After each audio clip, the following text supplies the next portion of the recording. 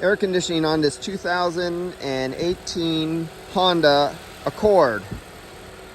The outside ambient temperature is 42 degrees. This is the high side pressure, this is the low side pressure.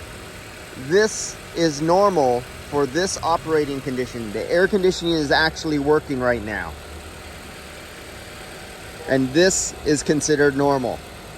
So who would ever think 57 degrees or 57 PSI for those guys who go by PSI is considered normal? You can see the superheat looks rather decent there.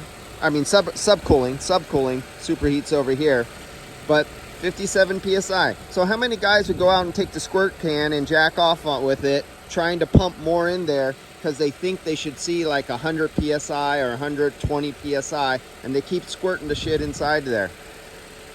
This is normal. That's all.